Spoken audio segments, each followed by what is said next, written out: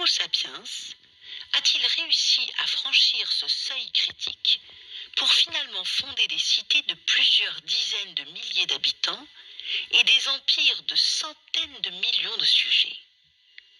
Le secret réside probablement dans l'apparition de la fiction. De grands nombres d'inconnus peuvent coopérer avec succès en croyant à des mythes communs. Toute coopération humaine à grande échelle, qu'il s'agisse d'un État moderne, d'une église médiévale, d'une cité antique ou d'une tribu archaïque, s'enracine dans des mythes communs qui n'existent que dans l'imagination collective. Les églises s'enracinent dans des mythes religieux communs. Deux catholiques qui ne se sont jamais rencontrés peuvent néanmoins partir en croisade ensemble ou réunir des fonds pour construire un hôpital parce que tous deux croient que Dieu s'est incarné et s'est laissé crucifier pour racheter nos péchés. Les États s'enracinent dans des mythes nationaux communs. Deux Serbes qui ne se sont jamais rencontrés peuvent risquer leur vie pour se sauver l'un l'autre parce que tous deux croient à l'existence d'une nation serbe, à la patrie serbe et au drapeau serbe. Les systèmes judiciaires s'enracinent dans des mythes légaux communs.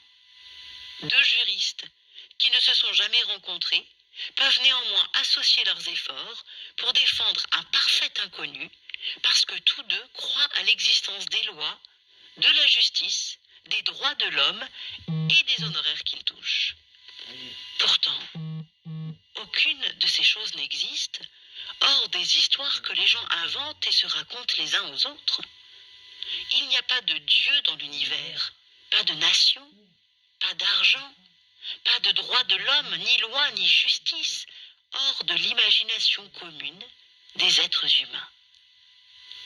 Nous comprenons aisément que les primitifs cimentent leur ordre social en croyant aux fantômes et aux esprits et se rassemblent à chaque pleine lune pour danser autour du feu de camp. Ce que nous saisissons mal, c'est que nos institutions modernes fonctionnent exactement sur la même base. Prenez l'exemple du monde des entreprises. Les hommes d'affaires et les juristes modernes sont en fait de puissants sorciers. Entre eux et les chamans tribaux, la principale différence est que les hommes de loi modernes racontent des histoires encore plus étranges. La légende de Peugeot nous en offre un bon exemple. De Paris à Sydney, apparaît sur des automobiles, des camions et des mobylettes une icône qui ressemble un peu à l'homme-lion de Stadel, la figurine qui orne le capot des Peugeot, l'un des constructeurs automobiles les plus anciens et les plus importants d'Europe. Au début, Peugeot était une petite affaire familiale de Valentinier, un village situé à 300 km seulement de la grotte de Stadel.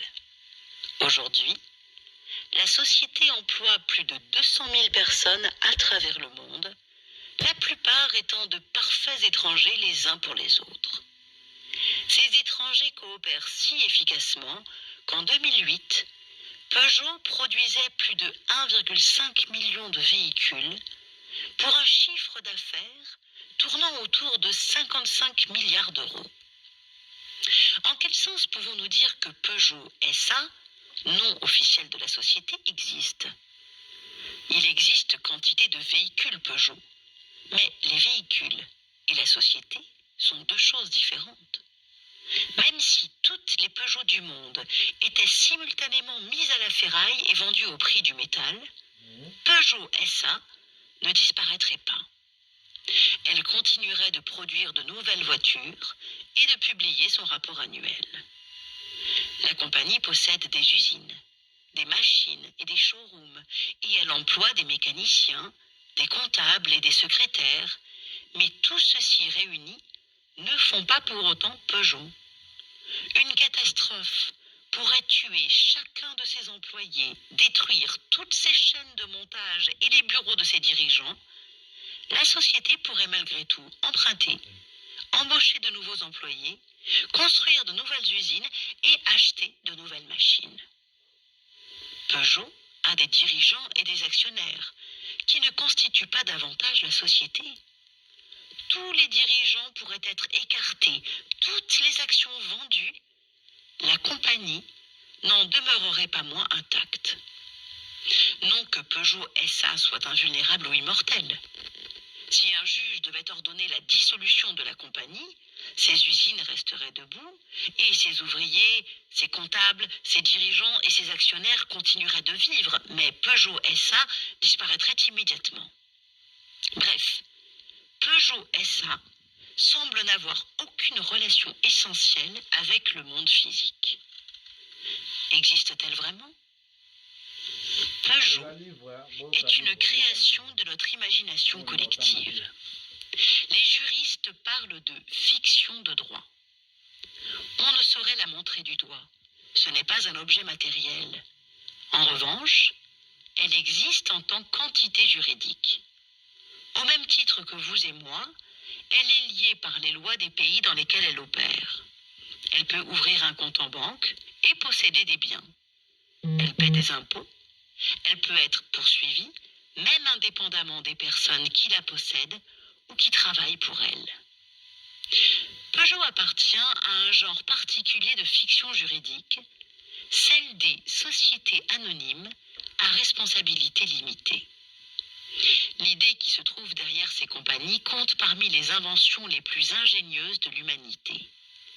Des millénaires et des millénaires durant, Homo sapiens a vécu sans elles.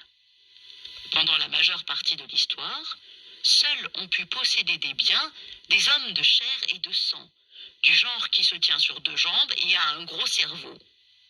Si, dans la France du XIIIe siècle, Jean montait un atelier de chariot, l'affaire et lui ne faisaient qu'un. Si un chariot qu'il avait fabriqué se brisait une semaine après la vente, l'acheteur mécontent l'aurait poursuivi personnellement.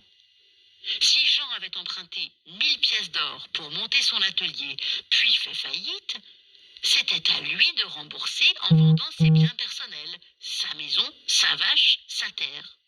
Il pouvait même être obligé de vendre ses enfants, les vouant ainsi à la servitude.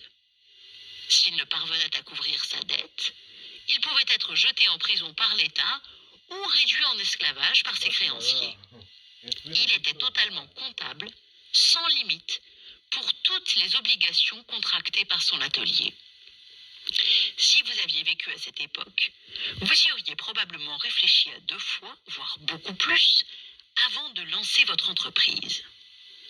De fait, cette situation légale décourageait l'esprit d'entreprise. Les gens avaient peur de lancer de nouvelles affaires et de prendre des risques économiques. Valait-il la peine de risquer de plonger les siens dans une misère noire ?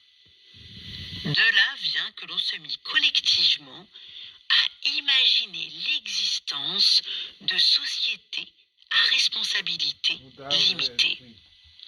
Des sociétés indépendantes des personnes qui les lançaient, investissaient en elles ou les dirigeaient. Au cours des derniers siècles, ces sociétés sont devenues les principaux acteurs de l'arène économique. Et nous nous y sommes à ce point habitués que nous oublions qu'elles n'existent que dans notre imagination. Aux États-Unis, cette société anonyme à responsabilité limitée porte le nom de corporation. Ce qui est ironique quand on sait que le mot vient du latin corpus, corps, la seule chose que ne possèdent pas ces sociétés. Alors même qu'elles n'ont pas de corps, le système juridique américain les traite comme des personnes juridiques, comme des êtres de chair et de sang.